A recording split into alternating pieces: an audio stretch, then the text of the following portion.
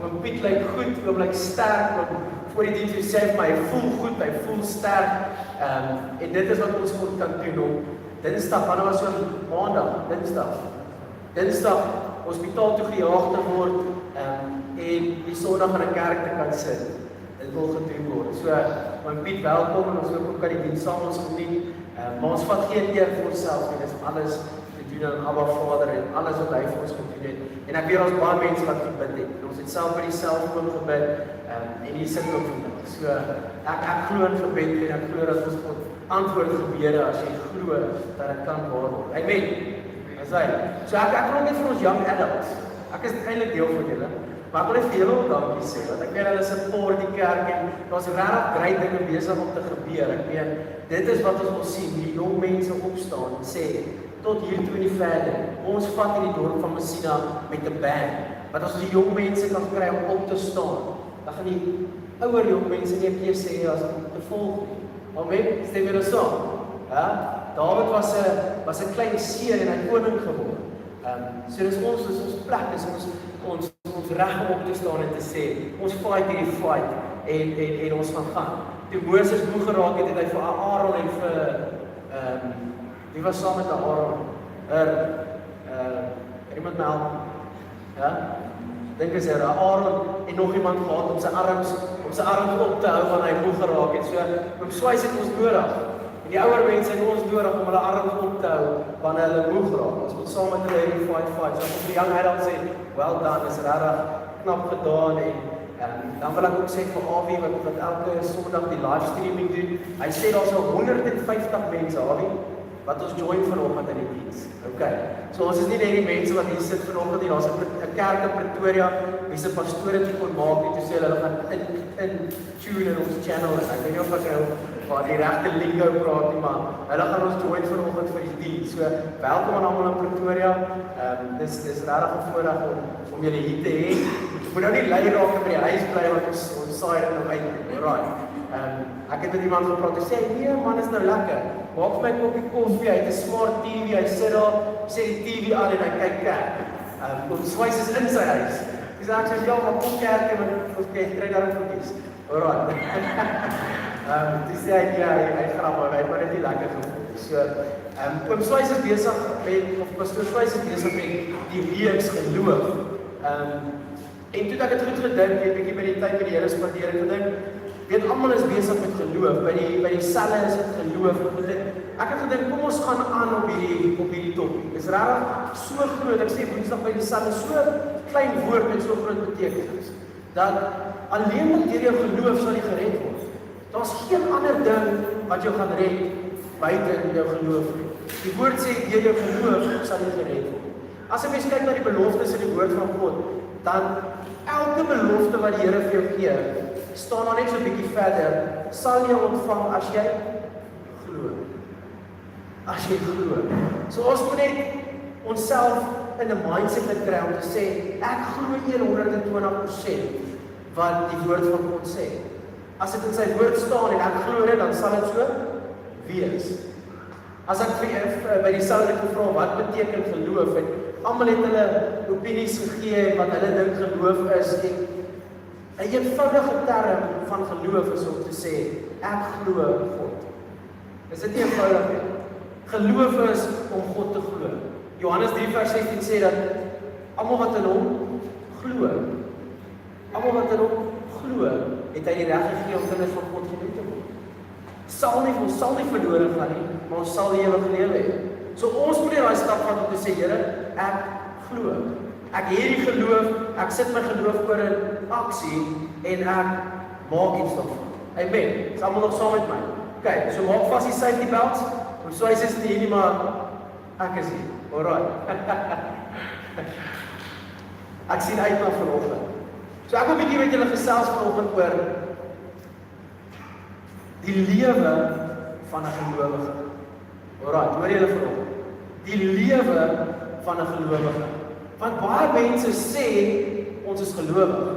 Ek glo in God, ek glo dat hy gesterf het vir my, maar as jy daai persoon op 'n Vrydag aand kry, dan is dit glad nie dieselfde persoon wat jy Sondag gekry het. En dan, solank as wat ons nie daai twee persone by mekaar gaan bring nie, gaan ons niks anders wees as net lewe wat ons spreek. Geloof oorgaan in aksie. Ek glo die woord van God. Ek verhouding met God. So wat gaan ek doen? Ek gaan begin lewe soos 'n gelowige. Ek wil nie net 'n persoon wees wat sê ek glo in God nie. Ek wil 'n persoon wees wat lewe soos iemand wat glo in God. Volg op my vanoggend. Die lewe van 'n gelowige. Dis vir my so interessant terwyl ek voorberei het. Dan tik ek goed so af en sê ek okay, hier kan ek nog aan werk. Okay, nee, wag, hierdie is nog nie vir my so lekker. En dis ook wat gedink het dat die gemeente en die mense sal soveel baat daarby, want dit is van toepassing op elke persoon. Of jy nou glo in God en of jy nie glo in God nie, of jy nou lewe soos 'n gelowige en of jy nie lewe soos 'n gelowige nie. Ek dink almal kan baat vind daarin. So ek gaan 'n paar goeders aanhaal vanoggend om almal net bietjie te help met hulle lewe as 'n gelowige. Net bietjie daai equipment. So as jy self net vat notas, as jy pen net vat notas en elke liewe oggend sê vir jouself, onthou nou dit, onthou dit. Die eerste punt wat ek bietjie vanoggend met julle wil self is, die lewe van 'n gelowige let altyd op die manier wat ons op God vertrou. Let altyd op die manier op wat ons op God vertrou. Hoor julle? Die lewe van 'n gelowige let altyd op die manier wat ons op God vertrou. As 'n mens kyk na Jesaja 40 vers 31, dan sê dit, maar die wat op die Here vertrou, kry wat? Kry nuwe krag. Maar die wat op die Here vertrou, kry nuwe krag. Nou, die lewe van 'n gelowige, jy gaan nie altyd krag hê. Ek kan jou dit beloof. Jy gaan soms na God toe moet gaan en sê, Here, ek kort nou krag. Gee my krag om hierdie ding aan te pak. Gee my krag om op te staan vanoggend en hierdie ding aan te vat en te sê, weet jy wat, ek staan 100% wat die Here vir my sê. So Jesaja 40 vers 31 sê, maar die wat op die Here vertrou, kry nuwe krag. Hulle vlieg hoog soos arende. Hulle sal hardloop en nie moeg word nie. Hulle sal loop en nooit vermoeid word nie. So wie van julle voel moeg vanoggend? Net as jy moeg. Vertrou op die Here. Vertrou op die Here en hy sal jou nuwe krag gee. Dit staan nie in Christopher 1 vers 1 nie, dit staan in Jesaja 40 vers 31. Ons moet let daarop as gelowiges. Ons kan nie op ons eie insigte staan maak nie. Ons kan nie op onsself staan maak nie, want raai wat? Ons gaan faal. Ons gaan moeg raak. Ons gaan uitgeput raak. Maar dan kom God en hy sê, my seun, my dogter, vir jou wat glo, het ek 'n geheim. Vertrou net op my. Imagine hoe moeg jy gaan raak as jy elke liewe dag moet worry oor môre. Dis uitputtend om te worry, het julle nou agtergekom? Dis uitputtend, as jy weer op die huis kom want jy moeg, en jy's uitgeput en jy's getap en jy weet nie wat aangaan nie. Maar dan kom God en hy sê, vertrou net op my en ek sal jou krag gee. Daar's die geheim, vertrou op God en ek sal jou krag gee. Jy sal hardloop en jy sal nooit moeg raak nie. Ons gaan nie loof nie, ons gaan hardloop en ons gaan nooit moeg raak nie. Dis awesome. So dis die eerste punt wat ek met julle wil bespreek is, die lewe van 'n gelowige.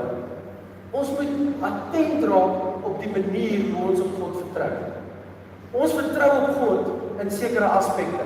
Om te sê, Here, ek vertrou op U met my finansies. Maar Here, my vriendskap, daar moet U nog 'n bietjie uitbly. Maak ons nie so nie, ons net ek. Vertrou julle 100% op God. Here, ek vertrou U met my huwelik, maar Here, by die werk moet U nog 'n bietjie nie inbly nie. Ons vertrou God in sekere aspekte van ons lewens, maar met ander aspekte wil ons nie God betrokke hê.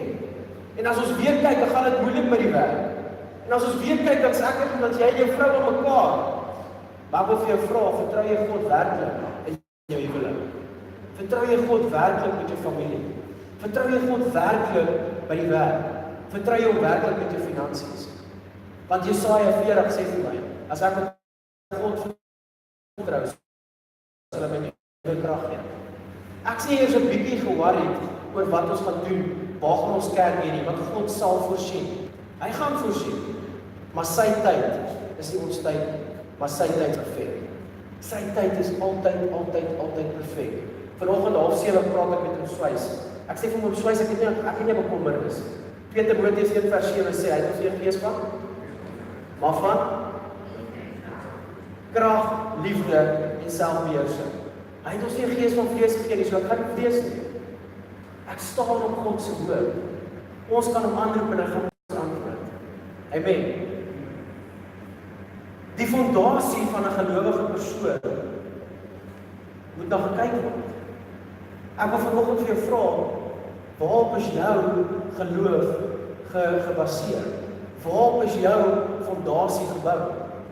En ek dink ons almal kan vir onsself vra, is my fondasie werklik op die woord van God gebou? Of is my fondasie op ander goed gebou? Is my fondasie gebou op myself? Maak ek staat op myself? It's just me, myself and I. Of is my fondasie werklik gegrond op God? As mens kyk na Matteus 7 vers 24 tot 27, dan maak hulle die stelling, dan sê hulle maar die wyse man is soos 'n man wat sy huis op 'n rots gebou het. En die winde en die waters en die storms en die reën kan kom en daai persoon se huis gaan staande bly. So as jy 'n bietjie storms het vanoggend in jou lewe en dinge is besig om uitmekaar uit te ruk, wil ek vir jou sê, gaan terug na die fondasie toe. Gaan terug na die fondasie toe. Gaan vra jouself, is my fondasie werklik gegrond op die woord van God? Is my huis stewig gebou op die woord van God? Ek as 'n gelowige moet self my verantwoordelikheid neem om te sê, elke liewe oggend, elke liewe aand, ek word wakker met Jesus en ek gaan slaap met Jesus. Dis nie van in die aand 'n vinnige spoedige gebed van 5 minute en dan in die oggend word jy wakker en kan jy nie onthou of jy amen gesê het. Het jy dit al gehad? Begin so met die Here te praat en jou kop by kussing vang. Dan word jy daai oggend wakker en Jesus hier. Het ek al amen gesê of wat kan nie eens onthou nie. Maar dan gaan Matteus 7 verder en sê, maar die dwaase man is soos 'n ou wat sy huis gebou het op die sand. En die winde en die water en die storms gaan kom en daai persoon se huis gaan nie staande bly. So ek wil vir julle vra as mede-gelowiges vanoggend, is julle fondasies gegrond op Christus? Ons as gelowiges moet seker maak elke liewe oggend dat ons fondasie is die rots wat Christus is. Amen. Stem julle saam? Almal nog by? OK. Ons fondasie moet reg wees. Ons as gelowiges moet daarop let oor hoe ons loop in die wêreld. Het jy al daaraan gedink? Hoe loop ek in die wêreld? Het jy al jouself 'n vraag gevra? Hoe sien ander mense my? Sien hulle my as, weet jy wat, daai is 'n solid man, daai is 'n solid vrou, weet jy wat, hulle lewe hulle geloof na buite. Of sien mense jou as, o, hier kom 'n man wat weer net aan hom wil maak. Hier kom 'n vrou wat nie 'n storie vir haarself het. Het jy self daai vraag gevra? Ons sê ons is gelowiges. Ons sê ons glo in God. Ons sê ons is vry, ons is los van die versoekinge van die vyand. Ons glo dat hy gesterf het vir ons, maar hoe is jou wandel elke liewe dag? Dis 'n interessante vraag. Want gister het ons in Gelowige gaan golf speel vir Messina. Ons het liga gaan speel. En nie dat ek 'n probleem het daarmee of enigiets nie. Maar ek het vir myself gesê, ek gaan 'n voorbeeld wees vir daai mense. En daai week het hulle teruggery gister. Die koelbokse was gepak, maar ek was agter die stuurwiel. En ek het gesê, Here, maak nie saak wat nie. Ek sal 'n voorbeeld wees vir hierdie mense. Want ek wil nie net sê ek is 'n gelowige nie, maar ek wil lewe soos 'n gelowige. Ek het al 8 mense genooi kerk toe vanoggend, een het opgedaag. Maar ek weet nie kom. Want toe ons in die 3 gaan kom, toe moes ek weer by top stop. So ek weet hulle voel nie te lekker, maar gaan hulle kry. Maar ons moet begin daai lewe van 'n gelowige uitleef. Om te sê, Vader, ek maak 'n standpunt om op U te vertrou. Gee my die krag. Is nie altyd maklik nie. Weet jy al, as jy al so met pelle gewees, dan is hulle besig met dinge. Dan raak dit moeilik vir jou om in toom te hou. Dit raak moeilik om stil te bly. Maar dis daar waar jy gaan en sê, Here, gee my die krag. Here Vader, ek raak fisies moeg, maar geestelik raak ek sterk. Wanneer jou vlees swak is jou gees veronderstel om fire te wees. Amen. 1 Timoteus 4 vers 12 sê, moenie laat enige iemand minder van jou dink, omdat jy jonk is nie. En is niemand oud hier vandag nie. Behalve my skoonma. Ja, grap. Moenie laat enige iemand minder van jou dink, omdat jy jonk is nie. Maar wees 'n voorbeeld vir alle gelowiges. Hoor jy wat hy sê? Ja? Wees 'n voorbeeld vir alle gelowiges. Hy kom nie en hy sê van wees 'n voorbeeld vir die wêreld nie, want dis maklik. Dis maklik om 'n voorbeeld vir die wêreld te wees. Maar hy kom en hy sê van wees 'n voorbeeld vir alle gelowiges. Want dis hulle wat moeilik is. Daai oom, daai tannie, daai ou wat rondloop en sê ek glo in God. Daar's genade. Ek kan doen wat ek wil. Daai is die moeilike persoon om voor 'n voorbeeld te wees. Gaan wees 'n voorbeeld vir alle gelowiges. En hier kom die krits. In die manier waarop jy lewe. Gaan wees 'n voorbeeld vir alle gelowiges in die manier waardeur jy lewe. Hoe lewe ons? Ja? Hoe lewe ons? As jy jouself die vraag moet vra, hoe lewe ek? Lewe ek soos 'n gelowige? Is ek 'n voorbeeld vir mense? Kan mense opkyk na my en sê, weet jy wat, daai ou is, ek kyk so op na hom. Of gaan mense na jou kyk en sê, ek wil nie in daai kerk wees. Dan gaan hy verder en hy sê, wees 'n voorbeeld vir alle gelowiges in die manier waarop jy lewe, deur wat jy leer in jou liefde, geloof en integriteit. Ja? Hoe jy lewe, hoe jy liefhet en deur jou integriteit. Het ons altyd integriteit? Is ons altyd lief vir mekaar? Daai is 'n taf hier. Dis hoekom ek sê, ek het myself hierdie goed gevra. Hoe lewe ek? Is ek lief vir almal onvoorwaardelik? Het ek integriteit? Is ek 'n voorbeeld vir mense deur my lewe, deur my geloof? Of loop ek rond en sê, ek weet nie wat ek môre gaan doen nie. Dis swaar om 'n Christen te wees. As die woord van God vir my sê, kyk na die mossies, hulle versamel nie en maak nie by mekaar in skure nie, want God het al reeds voorsien vir môre. Ons hoef nie te worry oor môre nie. Weet julle dit vandag? Iemand sit dalk hier vanoggend en hy het 'n pyn op sy maag want hy het bekommernisse. Hy worry, hy weet nie wat sy kant toe nie. Ek wil vanoggend vir jou sê, moenie worry oor môre nie. God weet alreeds wat môre gaan gebeur. Hy weet alreeds wat môre gaan gebeur. Ons moet opstaan en sê, Here, ek is 'n gelowige, ek vat vas, ek glo en vertrou, Here, dat U vir my 'n deurbraak sal gee. Nie gaan gee nie, sal gee. Ek het daai geloof. Amen. So wees 'n voorbeeld vir mense van buite. Ons as medegelowiges moet 'n voorbeeld wees vir mense in die opsig van hoe ons glo. Het jy al vir jouself gevra, hoe glo ek? Het jy al vir jouself gevra, is my geloof onwankelbaar? Het jy al vir jouself my vraag gevra? Want ek 'n reaksie kry. As jy lus vir kerk vanoggend nie, dat ek al mense, want ek het nog so 2 bladsye om te gaan. Het jy al vir jouself gevra, hoe is my geloof? Hoe glo ek en hoe vertrou ek op God? Jy sal al vra, Steven, wat is jou antwoord? Daai lag sê baie. Dis taaf. Maar ons moet introspeksie partykeer doen. Ons moet hierdie goed hoor partykeer. Ons moet hierdie goed gevra word partykeer. Want dis wat jy gaan besef, waar staan ek teenoor God? Loop ek nog net die hele tyd en I've got to talk, of do my walk matches my talk, as ek dit so kan stel. Loop en praat ek God, of praat ek met God? Het is maklik om God te praat. Maar om dit te loop, is 'n ander storie.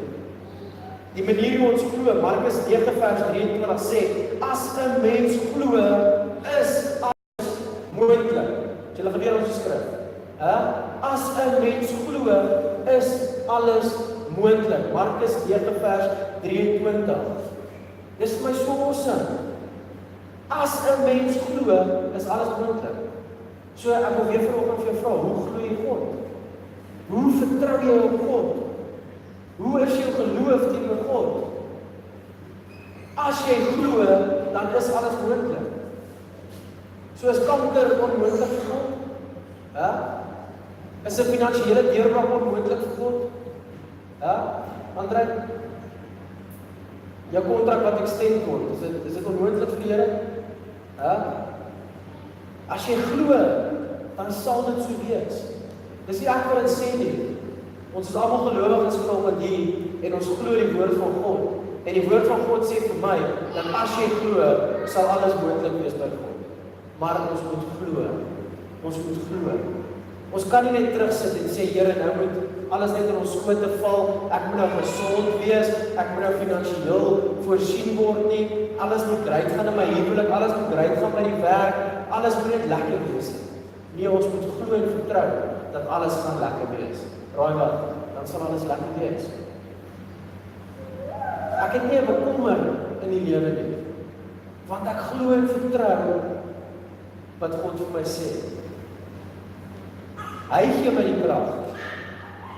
Ons het self deur taf tye gegaan, maar ek was nie een keer bekommerd nie. Ek het nie een keer 'n hol op my maag gekry, of 'n maagseer, of enigiets gekry van stres nie, want ek glo en ek vertrou die woord van God. God is 'n waarmaker van sy woord. Weet julle dit? En as hy sê dit is so, dan sal dit so wees. Daar's nie twee wyse wêreld nie. Dis jy's of vir God of teen God. Daar's nie 'n middelweg nie. Amen. Kyk. So ons moet attent raak op die manier hoe ons glo. Hoe ons God se beloftes glo. So as God vir jou sê in Filippense 4 vers 13 dat jy is tot alles in staat, raai wat? Dan is jy tot alles in staat. As God vir ons sê in Jesaja 53 vers 5 dat deur sy wonde is jy genees, raai wat? Dan is jy genees. Amen. Maar ons moet God se beloftes begin glo. Hoe gaan ons weet wat is God se beloftes as ons nie tyd spandeer in sy woord nie? Ek dink ek wil so ver gaan as ek vir mense moet vra, wie is gelowige mense? Sal almal hulle hande opsteek. En as ek vir mense vra, wie kan vir my 2 skrifte quoteer uit die woord van God uit? Dan gaan daai hande baie minder word. As ek vir mense moet vra, wie kan vir my 5 skrifte quoteer uit die woord van God uit? Gaan daai hande nog minder word. Maar ons is gelowiges. Ek glo God, ek staan op sy woord, maar wat sê sy woord? Dis die vraag wat ek vra. Ek glo hom, ek weet hy kan voorsien, ek staan op sy beloftes, maar ek weet nie wat sy beloftes is nie. As jy wil uitvind hoe kosbaar jy is, en hoe baie jy vir God beteken, gaan lees sy woord. As jy weet tot wat jy in staat is, gaan lees sy woord. As jy hierdie downfight, hierdie depressie, hierdie negativiteit van jou wil ontslaa raak van, gaan lees God se woord. Want daar sal hy vir jou sê, weet jy wat? Jy is meer as oorwinnaar. Ek is so lief vir jou.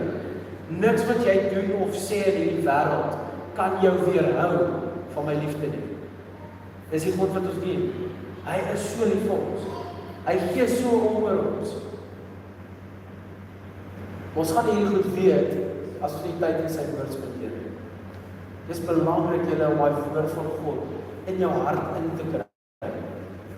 Om die woord van God te penetreer deur jou hart. Dis ons wapen, dis ons swaard. Dis waarmee ons die vyand verslaan. Woensdag by die sel, toe sê, dit was Tannie Nolien, toe sê sy, God gaan so ver in sy woord, as om te sê, hy verhoog sy woord bo sy naam. Dis hoe hoog sy woord, dis hoe baie sy woord vir hom beteken.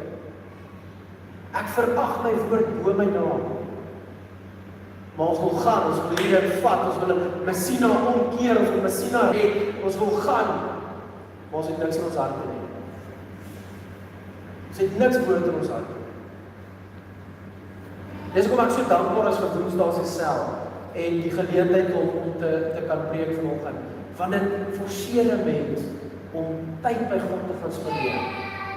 Dit hou jou accountable. Dit maak dat jy God se woord oopmaak en sê, Here, ek wil nie net oppervlakkig weet wat jy ingaan nie. Kom vertel vir my die storie van hierdie woord. Hebreërs 11 vers 1. Ons het dit Woensdag bespreek. Moet ek iemand op die spot sit? Wat is Hebreërs 11 vers 1? Johnny gooi hom, laat ons hoor.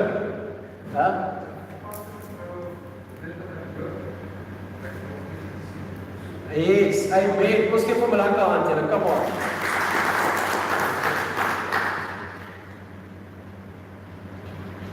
Hebreërs 11 vers 1 sê, dis 'n geloof is 'n vaste vertroue op die dinge wat ons voor hoop, 'n bewys van die dinge wat ons nog nie kan sien nie.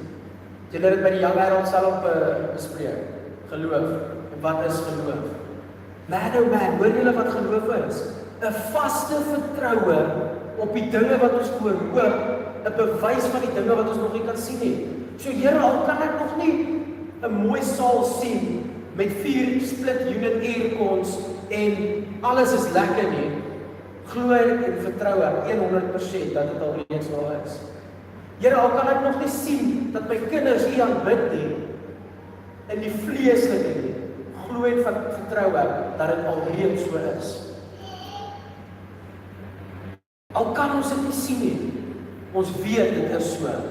Toe Piet siek geraak het, ons kon nie gesien het hoe hy gesond raak. Ons het geglo en vertrou, hy is al reeds genees. Klaar, einde van die storie.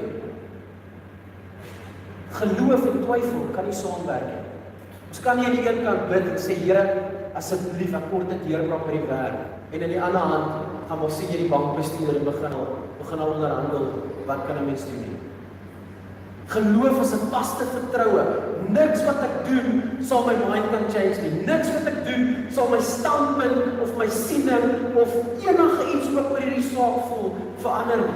Die vyand kan geraas maak soos wat hy wil. Want raai wat die woord sê vir ons, hy loop rond soos 'n brullende leeu.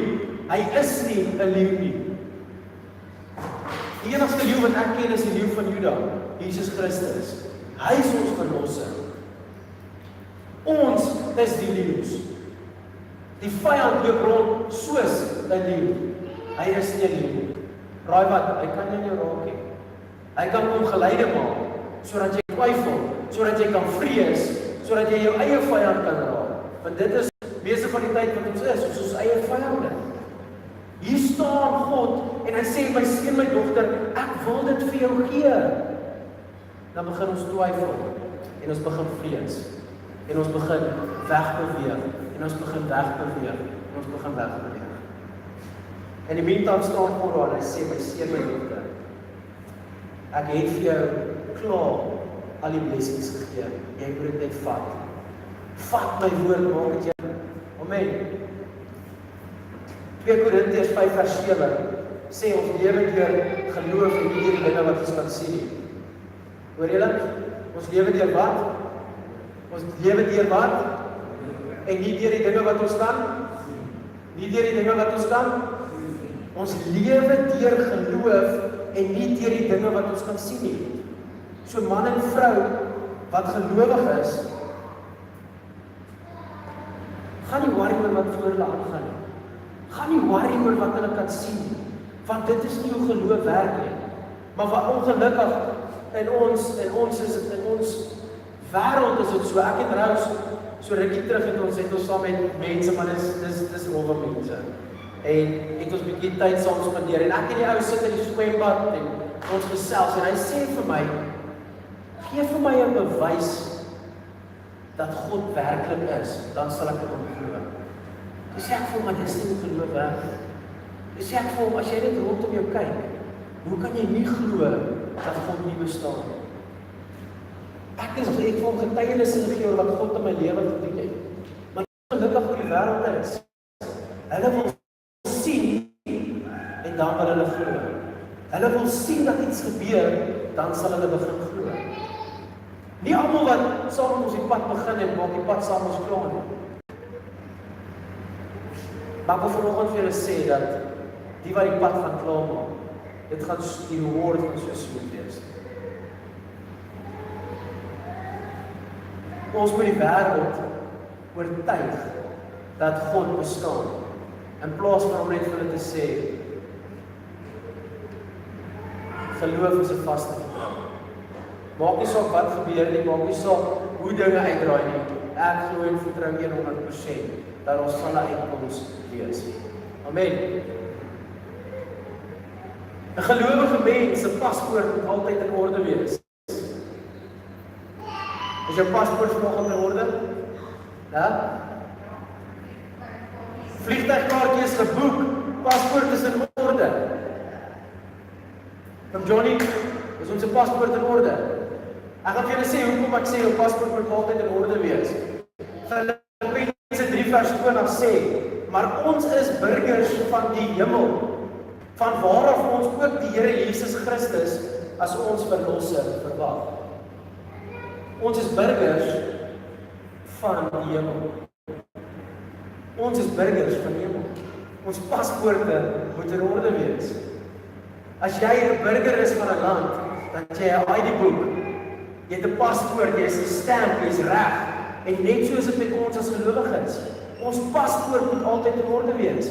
Elke liewe oggend as jy opstaan, my paspoort vandag in orde. Wat bedoel ek daarmee? En dit is die staf. Is daar iemand wat ek weer moet vergifnis maak, wat ek weer moet opmaak? Eers was ek dalk gister bietjie lelik met sekere mense. Dis iets om oor te dink. Voor 'n taxi voor jou indraai, te sê my paspoort is vandag in orde. I'm gonna do this. Bless jou. Ja? Maar dan sien ek groot gelowige mense wat sommer daai woorde so uitrek wat hier voor my ry. Jesus, as hulle hier by die ruimte uit hoor. As speel ek golf so groot gelowiges en as hulle daai bal slat, man oh man. Dan wil ek amper vir hom sê, praat met my as nader. As ek lang woorde waar hulle uitkom. Filippense 3:20, ons is burgers van die hemel, van waaraf ons ook die Here Jesus Christus as verlosser verwag. Ons vaderland is die hemel. Stem almal saam? Ons vaderland is die hemel. Dis 'n realiteit. Ek maak dit nie op hier, dit staan in die woord. Ons president is Jesus Christus. Soos ons daaraan te dink. Ons vaderland is die hemel. Ons president is Jesus Christus. Ons erfporsie is die ewige lewe. Het jy al so daaraan gedink? Wat is my erfporsie? Wat kry ek op die ou einde van die dag uit hierdie geloof, uit hierdie Jesus wat ek dien? Ons erfporsie is die ewige lewe en sy rykdom kan nie gemeet word. Wow, dis awesome. Ons as medegelowiges of as gelowiges is onderstel om te weet dat Jesus Christus is my president. Die hemel is my vaderland. Ons rykdom kan nie gemeet word nie. Dis hoekom ek vir die mense sê Woensdag by die sel, wat is 380 000 rand vir God? Ja? Wat is dit vir God? Ons is nie gelykvormig aan die land se ekonomie nie. Ons behoort aan Jesus Christus se ekonomie. Mense wat swaar kry sê, ek weet nie hoe ek dit reg kry nie, maar elke liewe maand is al geld oor in my rekening. Dan sê ek soos, dis hoe die ekonomie van Jesus werk.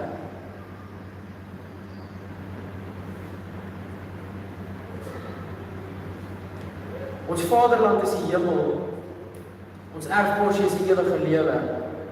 As ons kyk na Lukas 15, pastoor het so rukkie daar gepraat, onthou julle almal Lukas 15? Die verlore seun,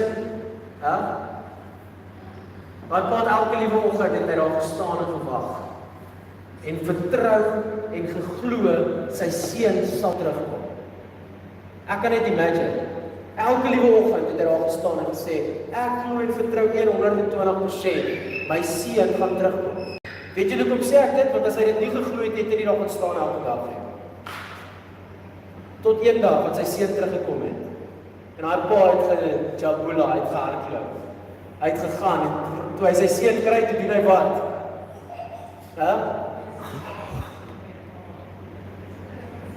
Wat hy gedoen toe hy by sy seun aankom? 3 goed. Pastoor Swys het daaroor gepreek wat dink soos 'n maand. Hy sê vir sy werker, gaan haal vir my 'n ring, sit 'n ring aan my seun se vinger. Kom herstel sy autoriteit, kom herstel sy gesag. Dis wat God met ons gelowiges wil doen. Elke liewe dag. Kom hy en hy sit daai ring aan jou vinger, hy sê, weet jy wat, jy behoort aan my. Jy behoort aan my ekonomie, jy behoort aan my, hoe kan ek sê, aan my volk. En hy pa kom en hy kom sit sy ring aan sy vinger en hy kom herstel sy seun se autoriteit. Hy kom herstel sy seun se gesag. Hy sê vir sy seun, alles wat nou myne is joune. Alles. Net so kom Jesus en hy sê vir ons, alles wat myne is julle se. Glo jy dit vandag? Jesus kom en hy sê, alles wat myne is joune. Soek jy vriendelikheid? Ek het dit vir jou. Soek jy liefde? Ek het dit vir jou. Soek jy geduld? Ek het dit vir jou. Soek jy goedheid? Ek het dit vir jou. Soek jy getrouheid? Ek het dit vir jou. Gaan lees Galasiërs 5 vers 22. Liefde, selfbeheersing. Alles wat ek het, is na jou. Dan gaan hy pa verder en hy sê, gee vir my seun 'n kleed. Kom maak hom toe met 'n kleed. En as jy mens kyk na die Griekse vertaling van kleed, dan beteken dit lang rok van waardigheid. Lang rok van waardigheid. So wat doen die pa? Hy kom herstel sy seun se waardigheid. Hierdie seun het saam met varke geleef en saam met varke geëet, en hier kom sy pa en hy sê, herstel my kind se waardigheid. En dalk sit iemand vanoggend, maar ek moet hoor, God wil jou waardigheid herstel. God wil vanoggend vir jou sê dat jy is meer werd as wat mense vir jou sê. Jy is meer werd as wat jy vir jouself sê. Gee hom 'n geleentheid. Keer terug na hom toe. En hy sal jou waardigheid herstel. Die pa gaan toe en hy sê vir die werker, sit vir my skoene aan sy voete. Hoekom? Want daai tyd het slawe nie skoene gedra nie. Sy seun moet anders wees. Hulle moet weet dis sy pa se seun. En die punt wat ek daarmee wil maak vanoggend is, weet die mense wie jou pa is. Weet die mense dat jy het waardigheid. Weet die mense dat jy het autoriteit. Weet die mense dat jy het gesag. Weet die mense dat jy nie 'n slaaf is vir die wêreld nie. Want mense wat gelowig is nog slawe van die wêreld. Maar God gekom het en gesê, ek het jou vrygemaak. Ek het jou vrygemaak. Romeine 8 kom en hy sê dat ek het jou nie 'n gees van slawerny gegee om weer te vrees nie, maar ek het jou 'n gees van kindskap gegee. Waarna ons uitroep, Abba Vader. So hy is nie meer net 'n God vir ons nie, hy is ons Abba Vader. Hy is ons Vader, hy wil voorsien, hy wil na jou toe kom en hy wil sê, my seun, my dogter, ek is hier vir jou. Ek staan nog die hele tyd en wag vir jou. Ek wil jou bless. Ek wil elke belofte in my woord in jou lewe tot vervulling bring, maar jy laat my nie toe nie. Is dit nie amazing nie? Preek die mense bietjie stil vanoggend. Of is julle nog met my? Net kyk hoe laat is dit. Ek het vir hulle gesê ek beloof gaan nie so lank soos hy praat nie. Ek hoop nie hy kyk live vanoggend nie. Maar as jou paspoort in orde, glo en vertrou jy dat hy is my voorsienaar, hy is my verlosser, hy is my Vader. Ek het sy ring, ek het sy kleed, ek het sy skoene aan. Ek loop soos hy, ek praat soos hy, ek lewe soos hy. Of sê ons vir onsself, ons is gelowiges. Ek glo in God. Ek weet hy bestaan. Ek weet as iets met my moet gebeur en ek gaan hospitaal toe, ek weet hy's daar. Is dit nie baie wat ons doen nie? Ons gebruik God so as 'n reserve. Woensdag by die self toe sê iemand dat dis snaaks in ons moeilikste tye leef ons nie naaste aan God. Dis ek soos die, maar is ons eie doen en late. Want in ons moeilikste tye roep ons na God. En in ons maklikste tye beweeg ons weg van God af. Het julle daar agtergekom? As dit moeilik gaan, man oh man, ek spandeer tyd in God se woord. Ek worship, ek bid, ek woon elke sel by, ek by elke kerkdiens. Ek is on fire. Maar sodra dit begin goed gaan, dan raak dit lekker om in te slaap op 'n Sondag. Dan raak dit lekker om op 'n Woensdag bietjie by die huis te bly. Die volgende punt, ons as gelowiges moet begin attent raak op die manier hoe ons mekaar liefhet. En hierdie is 'n touchy subject. Ons moet attent raak op die manier hoe ons mekaar liefhet. Benita, as jy lief vir almal. Try jy wees.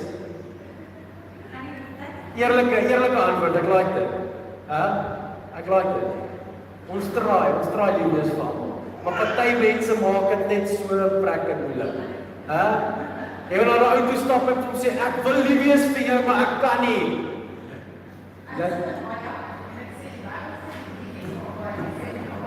Yes. Ons moet lief wees vir almal, maar jy moet van almal te hou nie.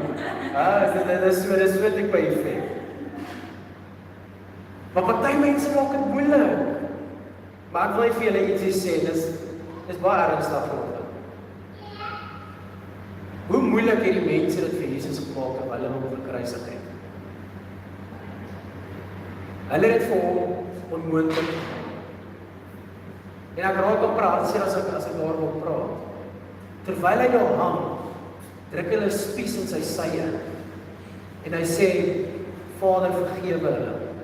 Hulle weet nie wat hulle doen nie. Nou maak iemand ons kwaad.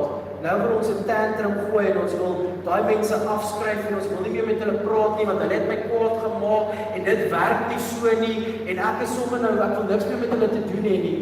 Maar ek vra net vir myself, hoe moes Jesus gevoel het op daai oomblik wat hulle hom geslak het met swepe? Hy het aangehou lief gegee.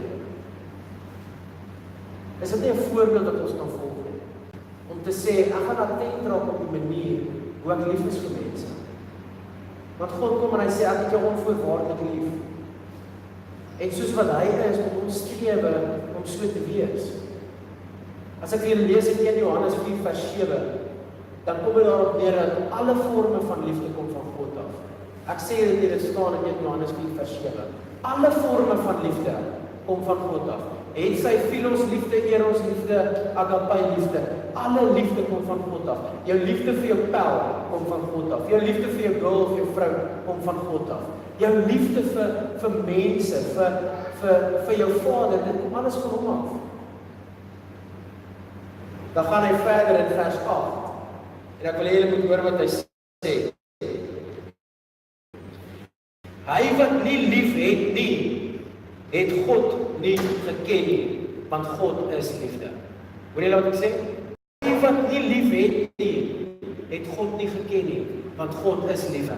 So, jy wil aan een kant sê, ek is 'n gelowige, ek ken God, ek dien God, maar aan die ander kant wil jy sê, ek is lief vir almal. Verstaan julle hoe werk dit twee teenoor mekaar? Dis moeilik, julle ek weet, dis moeilik.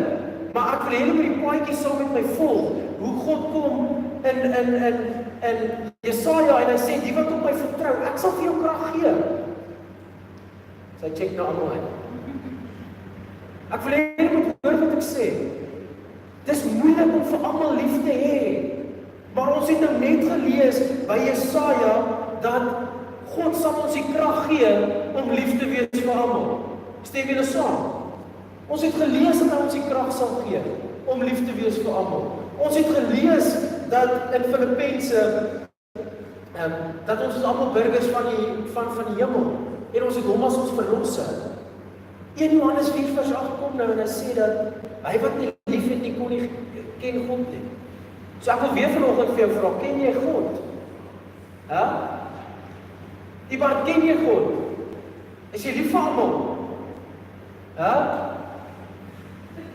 Verstaan julle hoe ernstig die woord van God is? Verstaan julle hoe min ons werklik weet van die woord van God? Om te op 'n punt te kom en te sê, Here, maar ek ken U, ek glo dit, so daarom moet ek lief wees vir almal. Ongeag kleur, lengte, hoogte, wat ook al daai persoon is, ek moet lief wees vir daai mens. Hoekom? Want God is liefde. Hy is liefde. Ons as gelowiges moet attent raak daarop. Sien julle hoekom ek vir julle gesê het in die begin, dis belangrik om jouself vir die vrae te vra. Want ons gaan aan en ons is on fire en ons loof en prys die Here en môre hoor jy eers maar daai twee mense like mekaar actually amper niks nie. Waar ons eintlik moet kom en sê, Here, ek is lief vir U, ek glo in U, my hele bestaan gaan oor U. Dankie dat U liefde is en dankie dat ek liefde kan gee. Kan ek julle gaan skok met nog 'n skrifvers, Lukas 6 vers 27. En hier is iets wat niemand van hou nie. Ons moet ons vyande lief hê en goed doen aan die wat hulle haat. Hoor julle wat ek sê?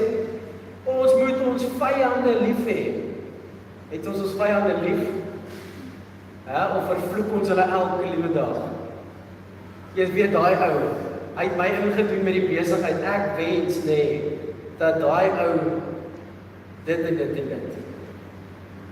Weet jy wat daai persoon by daai werk, ek wens hy kry 'n daai sit by die huis en hy voel nie lekker nie en hy verstaan nie wat aangaan nie. Mentam is al hierdie vloeke en negatiewe woorde wat jy oor hierdie persoon spreek. Ek glo 100% die woord van God en die woord van God sê vir my dat daar's krag in die tong oor lewe en dood. Jy kry 'n persoon wat probeer uit die damp uit kom en raai wat doen ons druk hom met meer in die damp uit.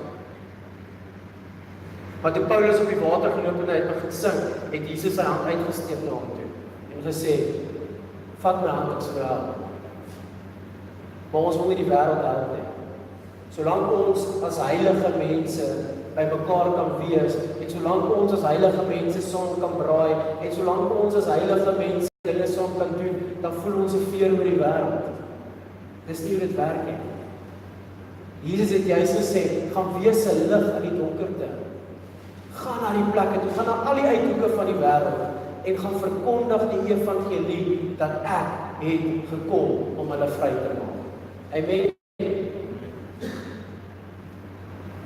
Ons moet 'n verskil maak.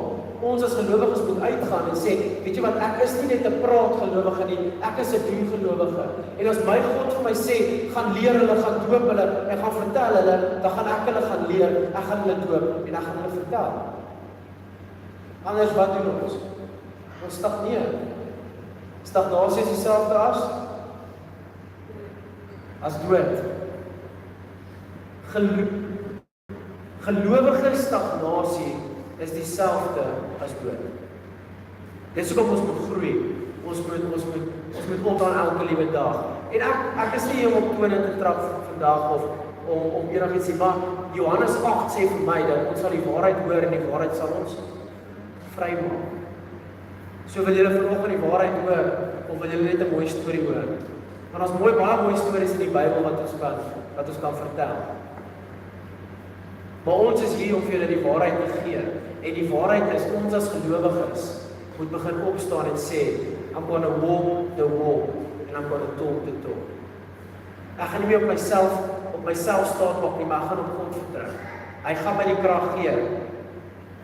Ek glo op hom met alles wat ek het. Nie glo op hom met 'n bietjie nie, ek glo op hom met alles wat ek het. Ons moet attent raak op die manier hoe ons bid. Het julle al gedink daaroor? Hoe bid ek? Ja? Onse Vader wat in die hemel is, wil nie wil geskied. Is dit hoe ons bid? Ja? As ons God vertrou vir iets, bid ons en vra, Here, U weet wat ek nodig het. Daar gaan ons. Soos hierdie gebou. Daar gaan nie 'n dag verby wat ek nie bid vir hierdie gebou nie. Daar gaan nie 'n dag verby wat ek nie bid vir die sel nie. Daar gaan nie 'n dag verby wat ek nie bid vir die myn nie. Daar gaan nie 'n dag verby wat ek nie bid vir die jong mense in ons dorp nie. Daar gaan nie 'n dag verby wat ek nie bid vir my kind nie. Hoekom? Want as 'n mens kyk na 1 Tessalonisense 5 vers 17, dan sê dit, moenie ophou bid nie. Nee. Vat tog aan so. Anders gaan ek die hele tyd fokus op waar. As 'n mens kyk na 1 Tessalonisense 5 vers 17, dan sê dit, moenie ophou bid nie. So ek wil vanoggend vir julle vra, ons as gelowiges, hoe bid ons? Ons gaan deur 'n moeilike ding. Nou vanaand gaan jy daar in jou kamer en jy sê, Here, U weet wat ek nodig het. U weet hoe ek sukkel. Doen iets. Amen. Is dit hoe ons bid? Of as jy môreoggend weer op en sê, Here, ek vat daai deurbraak. Ek glo en ek vertrou dat ek dit al reeds ontvang het. Moet my nie verkeerd verstaan nie. Ek sê nie, gaan vra die hele tyd vir God nie. Ek sê net, kom ons hou aan bid. Ons het Woensdag by dieselfde gesê, ons vra een keer en ons sê, of laasweek, ons vra een keer en ons sê net dankie die res van die tyd. Ons loof hom, ons prys hom, ons maak hom groot. Ons hoef nie meer as een keer vir God te vra of iets nie. Ons vra hom en dan gaan ons oor in geloof. Om te sê, Here, dis 'n vaste vertroue. Ek sien dit nie, maar ek sê dankie. Ek sien dit nie, maar ek sê dankie. Amen. Gebed is ons basis tot 'n suksesvolle Christendom. Sonder gebed, wat het jy?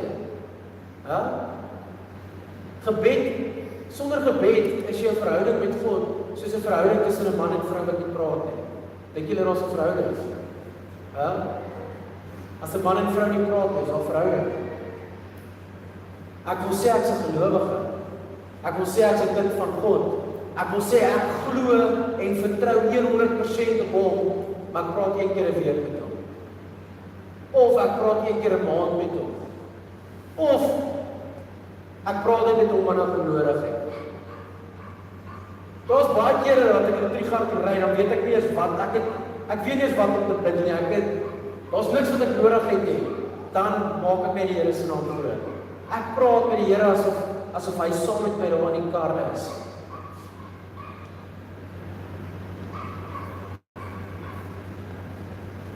Gebed is ons wapen. Ons moet begin kyk as medegelowiges na die manier hoe ons vergewe. Ouch. Hoor almal wat ek sê vanoggend? Ons as gelowiges moet begin let op die manier hoe ons vergewe. Het jy al daaraan gedink? Hoe vergewe jy iemand? Vergewe jy iemand, maar dit sit nog nie agter in jou kop. Ons Afrikaners het ons 'n kry ding om te sê, ons vergewe, maar ons vergeet nie. Imagine as dit met God dieselfde was. Hy vergewe, maar hy vergeet nie. Maar die God wat ek dien, sê in sy woord, ek skuif julle sondes so ver soos die ooste van die weste. Ek wil vir julle vra, as jy oos begin loop, gaan jy ooit by wes uitkom.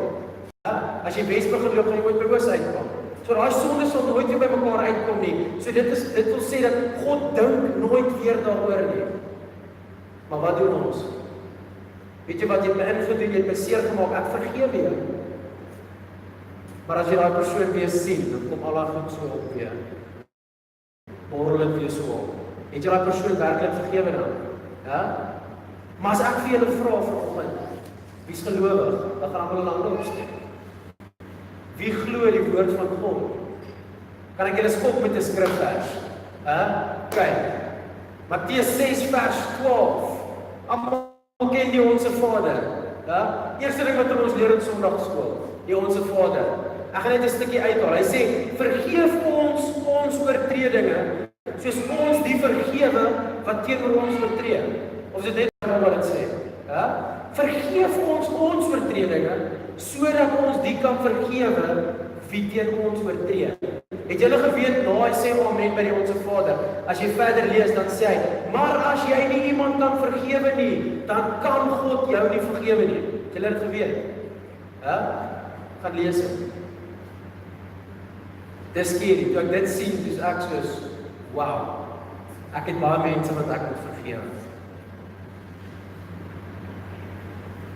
Want ons vergewe mense, maar ons vergeet nie. En werklike vergifnis is om te sê, ek vergewe jou, en ek vergeet dit wat jy gedoen het. Ek dink nooit weer daaraan nie. Is dit moeilik? Is dit moeilik? Dit is moeilik, maar Markus het gesê dat as jy glo sal alles moontlik wees. So hoor julle hoe die woord met homself praat?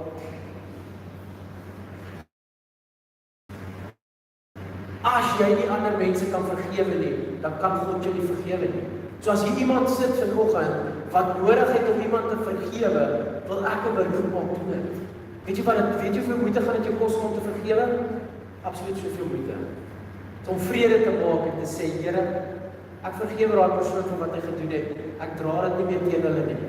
Help my, gee my die krag om nooit weer aan te dink. En weet jy wat, as jy weer aan dink, dan herinner jy jouself. Die woord van God sê. Onthou julle, toe Jesus weggevoer was in die woestyn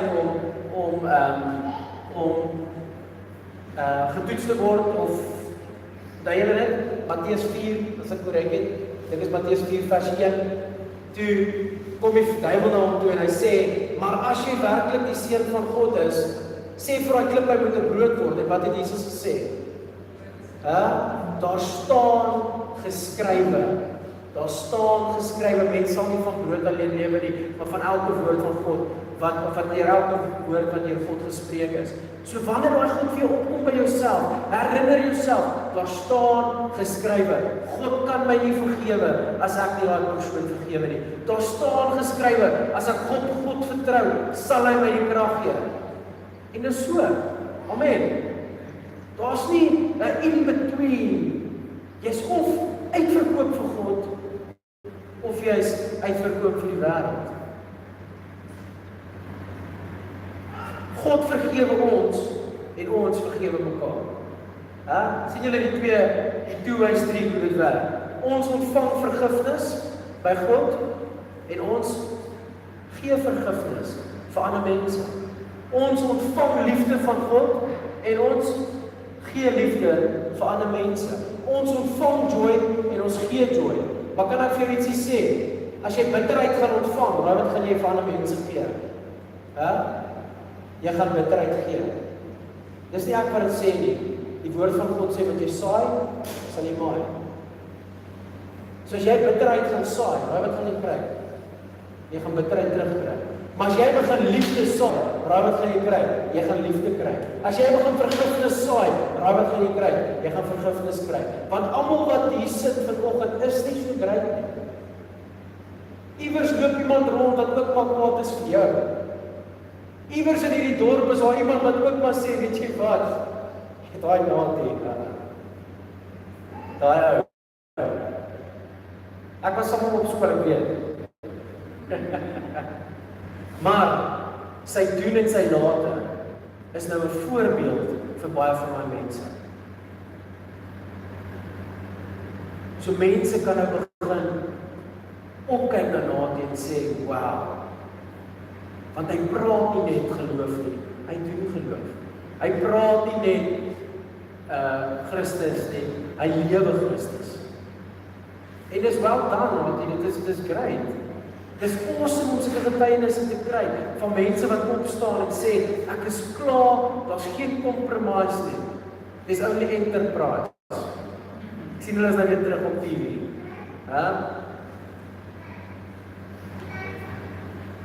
Ons moet attent raak op die manier hoe ons mense vergewe. Stay spiritually connected to God. Hoor jy wat ek vanoggend sê? Stay spiritually connected to God. Wat het met die Israeliete gebeur in die woestyn? Hulle het 'n wolk van die kant oor hulle gehad. Almal weet dit. Waar hulle beweeg het in die wolkkolom saam met hulle beweeg. Wat het met hulle gebeur toe hulle onder die wolkkolom uitbeweeg? Ja? Hulle was geslag van alle kante af met siektes en met pes en met allerhande goed. Net so is dit met ons as kinders van die Here. Sodra ons begin oorbeweeg in sonde in, dan breek jy daai connection wat jy het met God. Toe Jesus aan die kruis gesterf het, roep hy op, hy sê, Vader, waarom het jy my verlaat? Want God kan nie kyk na sonde nie. Op daai oomblik wat die hele wêreld se sonde op Jesus gekom het God sy gesig weggeneem. Stay spiritually connected to God. In die oggend as jy opstaan, Here, dankie vir 'n great dag.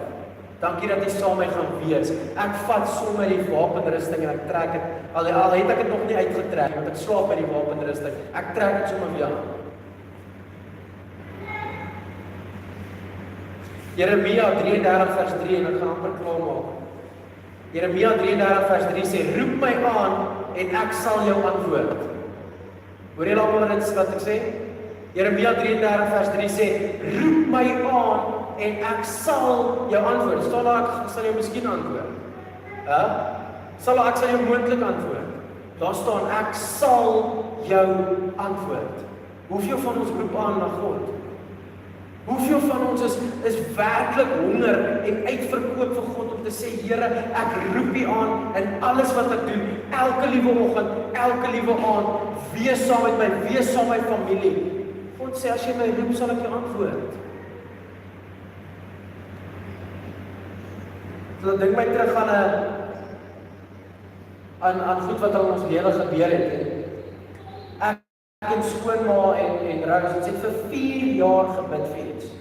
4 jaar wat ons God aangeroep het en hy het eventually geantwoord. Op sy perfekte tyd maak hy die deure oop. Nie ons tyd nie. Hy sê roep my aan en ek sal jou antwoord. Hy sê nie ek gaan jou onmiddellik antwoord. Hy sê nie ek gaan jou oor 'n week antwoord. Hy sê nie ek gaan jou oor 'n jaar antwoord nie. Hy sê ek sal jou antwoord. Maar dan wil ons 'n time limit stel vir God. Here, ek dien nie. Ek bid nou al 3 dae vir daai bevordering en dit gebeur nie. Here, ek bid nou al so lank vir dat ek die lotto moet wen, maar dit gebeur nie. Dink jy dis 'n God se wil dat jy die lotto wen? Hy weet die oomblik as jy daai geld kry, jy gaan. Kom. Hy sien jou nooit weer. Hy hoor nie weer van jou tot jy 5 jaar later al daai geld gebruik het. Dis soos 'n pa met 'n kind. 'n Pa weet wat goed is vir 'n kind en hy weet wat nie goed is vir sy kind. Op God se regte tyd sal hy vir jou die deurbraak gee. God het altyd sy en dit kos niks nie. Ek wil dit vir julle sê vanoggend. Dit kos geld om te WhatsApp.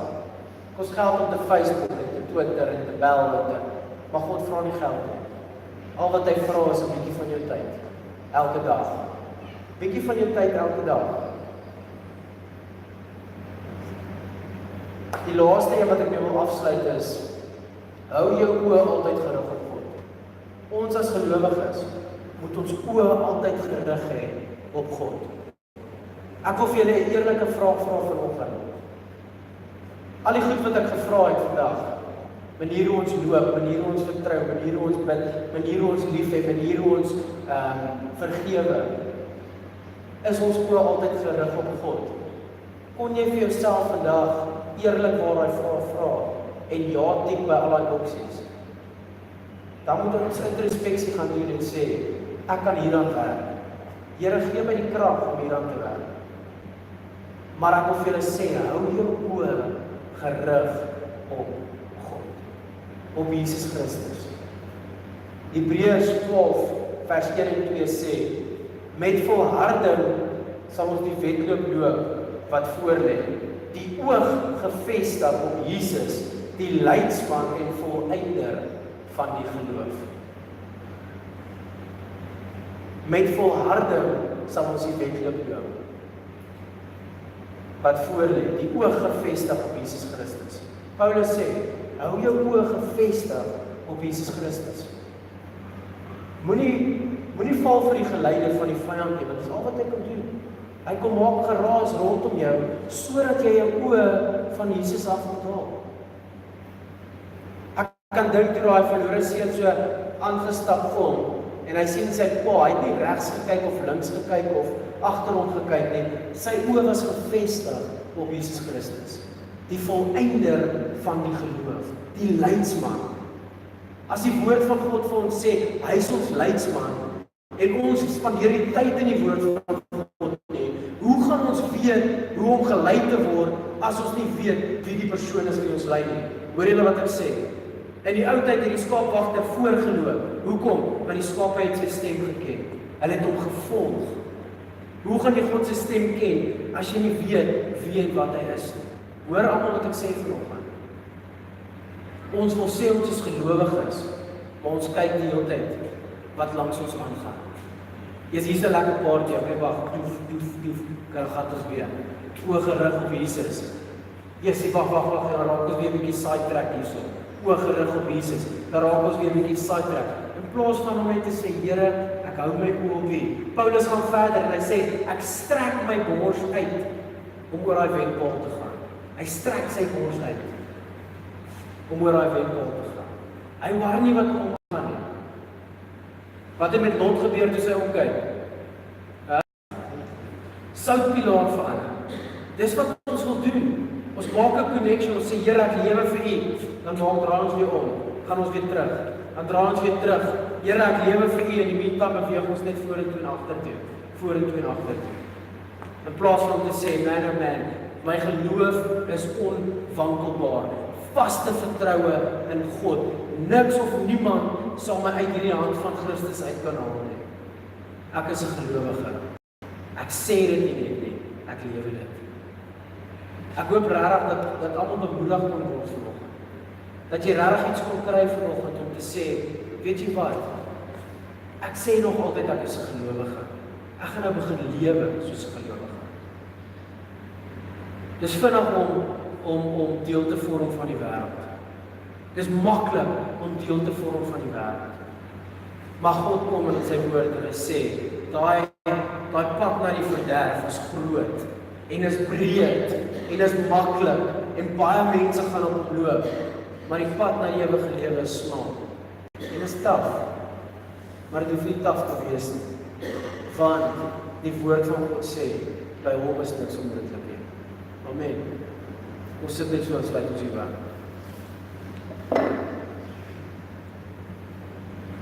Here Vader,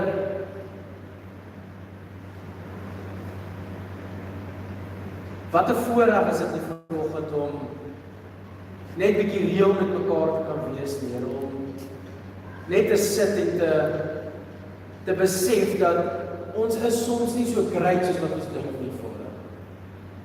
Here Vader, hoe belangrik is dit nie om op 'n punt te kom waar ons werklik introspeksie kan hê en te sê, ek moet leer om mense beter te vergewe. Ek moet leer om meer lief te hê. Ek moet meer tyd in God se woord spandeer, want hoe gaan ek weet wie en wat hierdie God is wat ek dien, as ek nie tyd in sy woord spandeer in die Vader?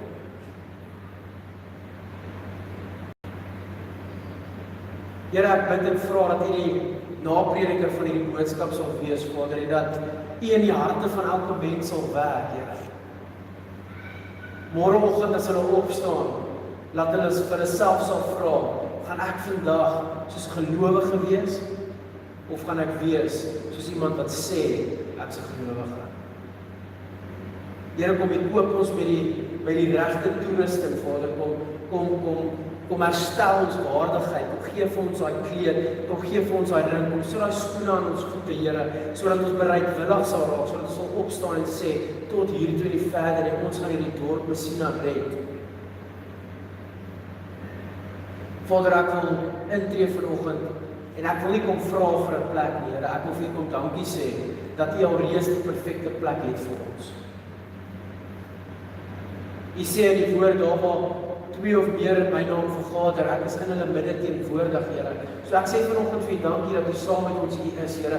Kom raak die harte van elke persoon aan, kom bless elke persoon hierdie week, Vader, Here.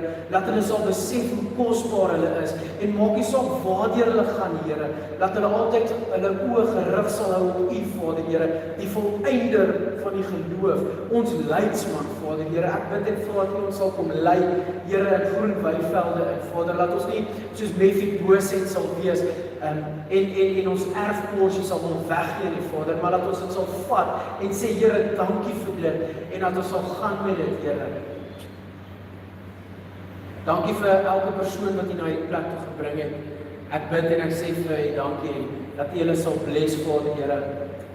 Ek weet en ek vertrou, Vader, dat U het alreeds die dag vooruit beplan. Here, laat ons lekker tyd saam met ons familie sal spandeer, laat ons sal lief wees vir mekaar. Here, en elke behoefte wat in die harte is vanoggend, sê ek alreeds vir U dankie vir die deurbraak wat nou plaasvind in Jesus naam, Here.